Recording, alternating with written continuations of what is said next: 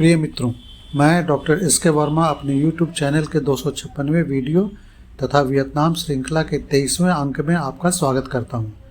आज मैं आपको वियतनाम की एक ऐसी जगह पर ले चलूंगा जिसको देखते ही आपको लगेगा कि आप एशिया में नहीं बल्कि यूरोप के किसी ऐतिहासिक शहर में पहुंच गए हैं।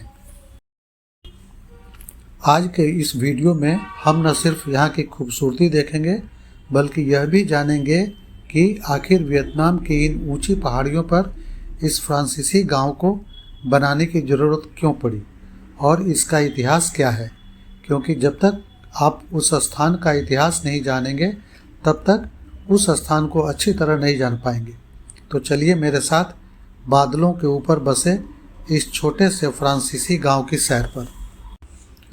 यह फ्रेंच गांव दानांग शहर से लगभग 35 किलोमीटर दक्षिण पश्चिम में बाना हिल्स नामक पहाड़ियों के शिखर पर बसा हुआ है। जैसा कि मैंने पिछले वीडियो में बताया था कि वियतनाम पर फ्रांसीसियों का शासन 1858 ईस्वी से 1954 ईस्वी तक था। फ्रांसीसियों ने वियतनाम की गर्मी से बचाव के लिए बाना की पहाड़ियों पर 1919 ईस्वी में एक हिल स्टेशन बनाया जो अब वियतनाम का सर्वाधिक आकर्षक पर्यटक केंद्र बन गया है, जो अपने ठंडे वातावरण और वर्ल्ड क्लास अट्रैक्शंस के लिए प्रसिद्ध है। अब हम लोग वियतनामी शब्द बाना का शाब्दिक अर्थ जानने का प्रयास करते हैं। बाना शब्द में बा का अर्थ होता है केला और ना का अर्थ होता है पहाड़। इस प्रकार बाना का शाब्दिक अर्थ हुआ केले का पहाड़। यह समुद्र तट से लगभग 1500 मीटर की ऊंचाई पर स्थित एक ठंडा और प्रसिद्ध पर्यटन स्थल है, जिसे पूर्व में चंपा संस्कृति के स्थल के रूप में भी जाना जाता है। यहाँ तक पहुँचने के लिए आपको केबल कार से जाना होगा। हम लोगों ने 4 व्यक्तियों के लिए एक टूरिस्ट बस में 4 सीट लिया था। बाना की पहाड़ियों पर स्थित फ्रेंच विलेज तक जाने के लिए केबल कार का शुल्क इसी में सम्मिलित था। यह केबल कार अनेक वर्ल्ड रिकॉर्ड्स के लिए प्रसिद्ध है। यह केबल कार 5800 मीटर की दूरी नॉन स्टॉप 20 मिनट में जाने के लिए वर्ल्ड रिकॉर्ड रखता है। आप भी इस केबल कार का आनंद लीजिए। पूरी दूरी हरे भरे पेड़ों से भरा हुआ है। ऊपर से हरे हरे पेड़ कितने मनमोहक लग रहे हैं।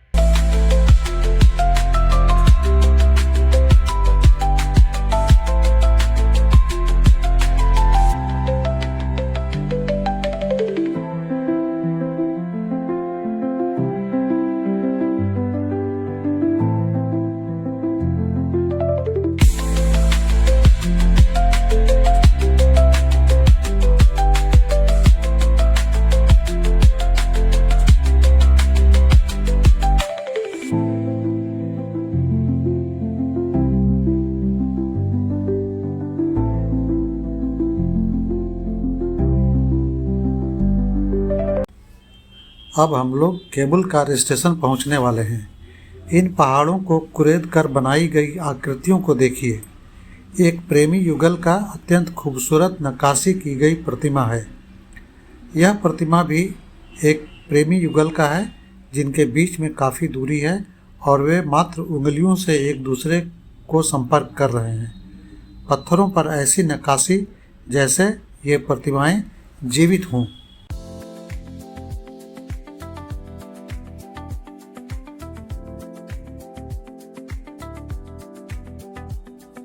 हम लोग फ्रेंच विलेज के अंदर आ गए हैं।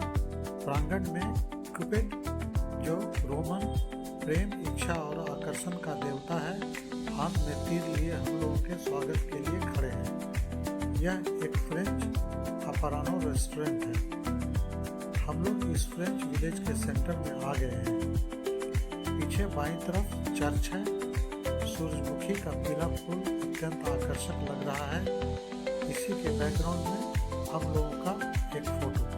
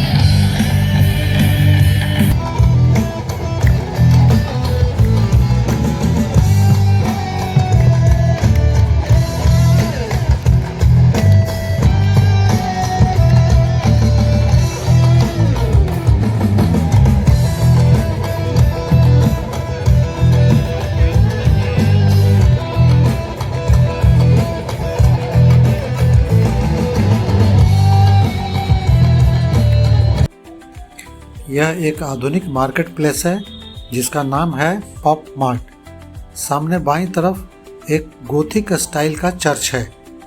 यह एक मध्यकालीन फ्रांस के शहर की प्रतिमूर्ति है। चर्च गोथिक वास्तुकला में बना हुआ है। सड़कें पत्थरों के ईंटों से बनी हैं। रेस्टोरेंट भी फ्रेंच स्टाइल के हैं।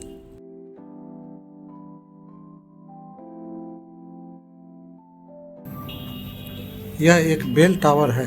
इसका निर्माण बौद्ध वास्तुकला के अनुसार हुआ है, जिसमें 1 टन का कांस्य का घंटा है। यह बेल टावर आगंतुकों पर एक सुखद प्रभाव डालता है। इस मंदिर के घंटे से निकली ध्वनि पहाड़ों की शांति में घुल मिल जाता है और दिल को ऐसा महसूस होता है कि हम लोग ईश्वरीय, जन्म रहित, अनादि, अनिर्मित और निराकार में खो गए हैं। पास में एक अन्य बौद्ध पगोडा और उसमें विराजमान भगवान बुद्ध। यह एक स्वचालित लकड़ी का गोला है जो स्वतः घंटा। हम लोग बाना पर्वत के शिखर पर आ गए हैं। बाना पर्वत की ऊंचाई, जहां पर यह स्मारक लगा हुआ है, 1487 मीटर ऊंचा है। यह इस पिरामिड के आकार के स्मारक पर भी लिखा हुआ है। यहाँ पर लिखा हुआ है दिन बाना। दिन का अर्थ हिंदी में शिखर होता है और अंग्रेजी में समिट। हम लोगों का इस स्मारक के साथ कुछ चित्र। इस शिखर स्मारक के पास ही लाफिंग बुद्धा की एक संगमरमर की सफ़ेद प्रतिमा है। मैंने पिछले वीडियो में बताया था कि क्या भगवान बुद्ध और लाफिंग बुद्धा एक ही हैं। यह जानने के लिए आप मेरा वीडियो नंबर 253 वियतनाम के प्ले लिस्ट में जाकर 21वां एपिसोड देखिए। फ्रेंच विलेज का एक मनोहारी दृश्य देखिए। शांत शीतल पहाड़ों के बीच एक गांव, उपनिवेशवादियों का एक गांव। इन सीढ़ियों के किनारे छोटे पौधों के पास से निकलते हुए वाष्प कणों को देखिए। ऐसा अनुभव हो रहा है जैसे किसी स्वप्निल दुनिया में आ गए हों। इस नैसर्गिक वातावरण को आप स्वयं महसूस कीजिए और पास ही बजते संगीत का आनंद लीजिए।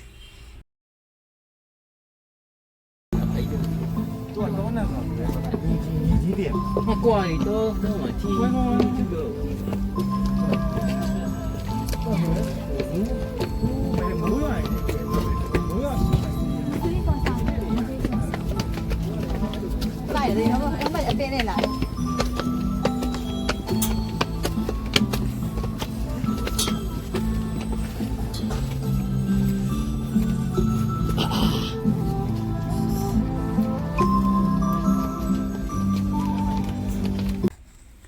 हम लोग अंडरग्राउंड फैंटेसी पार्क में आ गए हैं। यह अमेरिकी हॉलीवुड फिल्म जगत की सुप्रसिद्ध अभिनेत्री मर्लिन मोनरो की वैक्स प्रतिमा है। यह एक बड़ा सा इंडोर अम्यूज़मेंट पार्क है। यह वियतनाम के सबसे बड़े और रोमांचक इंडोर थीम पार्कों में एक है। यह विशेष रूप से उन लोगों के लिए बनाया गया है जो रोमांच और मनोरंजन के शौकीन हैं। इसे 3 मंजिलों में बनाया गया है और तीनों मंजिल अंडरग्राउंड है, जिससे आपको ऐसा महसूस होता है कि आप किसी रहस्यमयी दुनिया की यात्रा कर रहे हैं।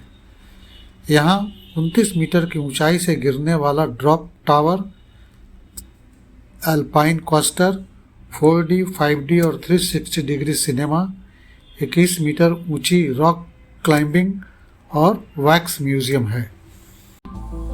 मित्रों, यहाँ आने के लिए केबल कार सिस्टम 2009 ईस्वी में बनाया गया, जबकि इस फ्रेंच विलेज को फ्रांसीसी उपनिवेशवादियों ने 1919 ईस्वी में बनाया था। तब यह स्वाभाविक प्रश्न है कि 1487 मीटर की ऊंची पहाड़ी को 2019 से पहले लोग कैसे तय करते थे। शुरू में फ्रांसीसियों ने 16 किलोमीटर लंबी पहाड़ी रास्ता बनाया, जो काफ़ी खतरनाक था। फ्रांसीसी राज्य के उच्च अधिकारी पालकियों पर बैठकर शिखर पर बसे गांवों में जाते थे। कुछ घोड़ा गाड़ी पर जाते थे। यह रास्ता भी कोहरा, भूस्खलन और भारी बारिश के कारण बाधित होता था और 3 से 4 घंटे का समय लगता था। केबल कार ने इसे मात्र 20 मिनट का बना दिया। तो मित्रों, यह थी बाना हिल्स के इस खूबसूरत फ्रेंच विलेज की एक छोटी सी झलक। उम्मीद है कि आपको यहाँ का इतिहास और ये नज़ारे पसंद आए होंगे। वियतनाम की मेरी इस यात्रा में अभी बहुत कुछ देखना बाकी है और मैं अपनी यादों के पिटारों से ऐसे ही कई दिलचस्प कहानियाँ आपके लिए लाता रहूँगा। अगर आपको यह वीडियो अच्छा लगा हो तो इसे लाइक ज़रूर करें और कमेंट में बताएं कि इस विलेज का कौन सा हिस्सा आपको सबसे ज़्यादा पसंद आया। और हाँ, अगर आपने अभी तक हमारे इस सफ़र को ज्वाइन नहीं किया है तो दिए गए सब्सक्रिप्शन बटन को दबाकर बेल आइकन ज़रूर ऑन कर लें, ताकि मेरा अगला वीडियो आपसे मिस ना हो। मिलते हैं बहुत जल्द एक और नए वीडियो में। तब तक के लिए मेरे पिछले वीडियो को देखते रहिए और बी हैप्पी।